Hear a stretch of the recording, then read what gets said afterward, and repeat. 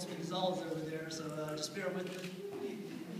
But, good evening, friends, family, faculty, and staff, honored guests, and fellow cadets.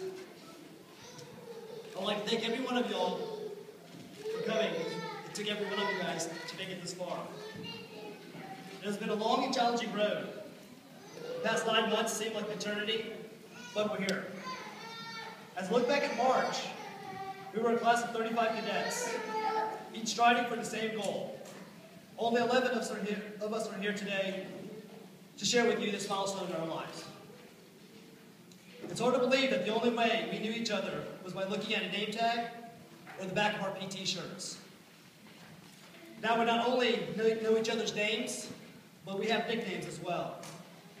Right, Gonzo, Captain America, FIFA, and Funny Boy.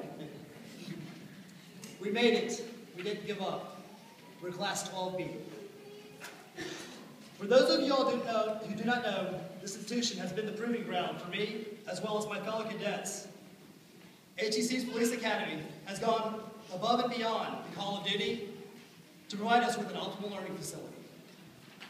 We've been put through a lot together and endured what seemed like endless lectures of penal code, constitutional law, and CCP. When I say coach, in the back over there, we think of PT. We are in the best shape of our lives because of that man. The cadets and I survived coach's sprawls, bear crawls, deck of cards, and that dreaded backyard. Let's not forget the miles upon miles of running we endured around the track. We also survived Mrs. James' multiple headlocks and defensive tactics. My neck still hurts. But beyond what can be seen by the naked eye, the academy has had a greater change in our attitude and character. Those who know us best, our friends and family, they have recognized this already. We were put through constant testing and endured the rain and cold during patrol and driving, including Sergeant McDonough's precious cones. Let's not forget upon the hundreds of push-ups that we had to do for each cone that we had murdered. Sergeant isn't here today, but I still owe him one. We listened to many war stories, most of which had some redeeming quality. Some of the things we probably remember most of these 9 months of instructions are the personal experience given to us by our instructors. One message that claimed clearly in all these war stories, along with the instructions we received, was when out during patrol on a Friday night at 2 in the morning with a full moon, expect the worst. Mr. Good. Around here, I see our instructors, faculty, and of course, our Honorable Mr. Good. Together, these individuals make up some of the nation's most skilled and experienced instructors and law enforcement officers. They have provided us with the tools, guidance, and experience necessary to do our future job.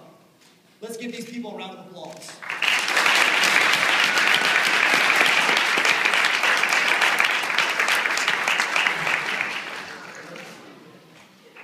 We don't pretend to think we know everything. It seems like the more you learn, there is always more to learn. Law enforcement is about people, and we spent the last 9 months learning just that. We studied what makes them act the way they do, and how to interact towards situations, and believe me, we practiced what we've learned. Many times we Monday night quarterback our decision stating, did I really do that? When we get on the job, we only have one shot at getting it right. We're not going to have the luxury of the second chance. That's when all the studying, practicing, and testing will pay off. As I stated, it took 9 months to complete this academy. As for me and fellow other cadets, this is our second time.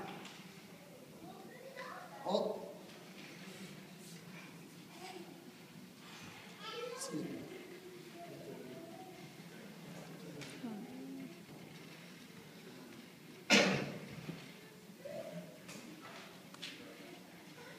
All of our hard work just wasn't good enough. I'm sure we would like to be able to go back in time to fix some of our poor decisions. Unfortunately, that's not the case. It was very disappointing. It felt like we had failed. But in truth, we did not fail. We just had to dig a little further and refocus our goals. On some occasions,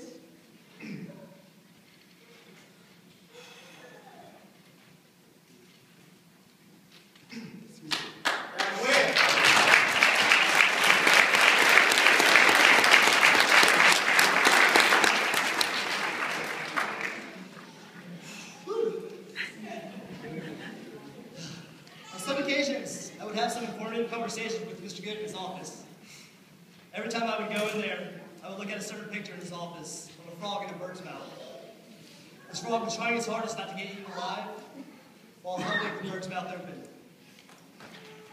The moral of this is to never give up. Fight and fight. Have the will to survive. Have the will to live. Mr. Good, we didn't give up.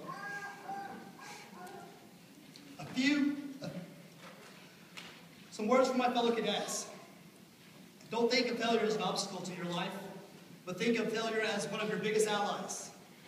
For without failure, there is no success. So don't be afraid to fail. Learn from it. Everything that we have done in our past is part of who we are now, but everything we do today will impact who we are tomorrow. This graduation is the culmination of a lot of hard work and sacrifice. I feel I speak for every one of my fellow cadets when I say I'm proud of our accomplishments. I want to thank all of you for coming to share this special occasion with us. Class 12B, please stand.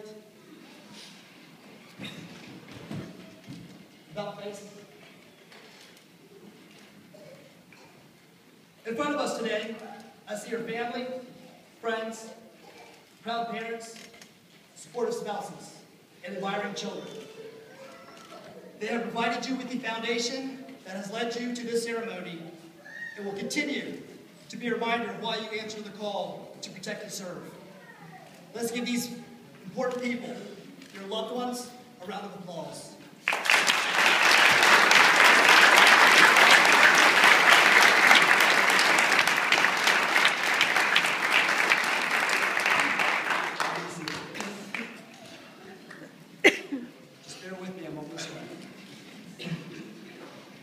Before I conclude, I would like to take a moment to offer some words from my fellow cadets. Sean Copeland would like to thank his family and friends, and a special thank you to his wife, Lynn.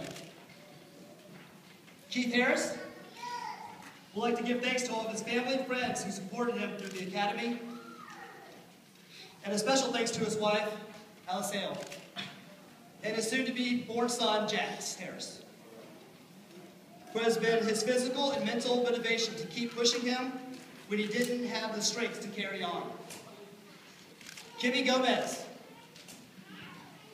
She would like to thank her wonderful husband, John, who has been there to encourage her through all the highs and lows. She thanks all her children and her grandparents who have already passed. Her mom, her brother, Glenn, who has been her guardian angel. And for some odd reason, Kim would like to thank me for pushing her during PT. Kim, you don't have to thank me. We were in the same boat. I'd never leave you behind, darling. She also wants to thank Mr. Good and Coach, along with her mother-in-law, who was supposed to be here tonight, but passed away a week ago. Our condolences, Kim. Pete Villacorta. He would like to thank his friends and family as well, and wishes his uncle and aunt, who passed earlier this year, was with us tonight. Our condolences to you as well, Pete. Jose Orivias, Mr. Funny Boy. He would like to say thank you to his beautiful wife, Joanna, for doing a phenomenal job of being a mother to his children and carrying the load for the last 9 months while he was away. Jesus Mascaro, Priscilla Gonzalez, and Anthony Romero. And Nat Nguyen wishes to thank their family and friends as well. Jesus would also like to give thanks to his newborn baby girl, Haley Marie. Brandon Mills, the underdog. He wanted to thank his mother and father, Nguyen and Jimmy Mills, for being his motivation, along with his wife, Garba. Excuse me, Mills, I'm sorry. I might have heard that. I apologize. I tried my best. For all of our support. And as for myself, I would like to thank some of my closest friends. I wouldn't be here if it wasn't for you guys. Greg Schofield, Andrew Yu, Michael Rockman, and Aaron Kravitz. Thank you guys.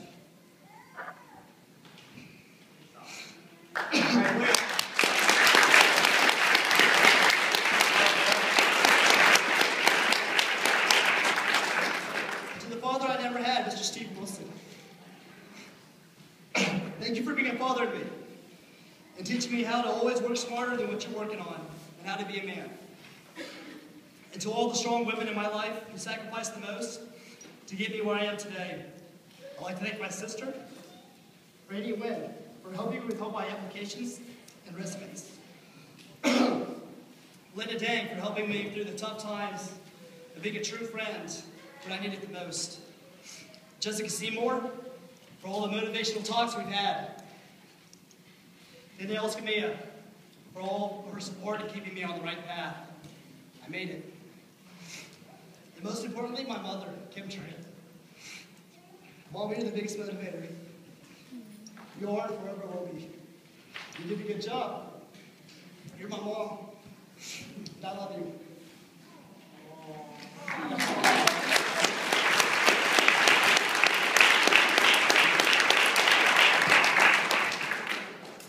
I'd like to thank my fellow cadets for allowing me to be your class representative tonight.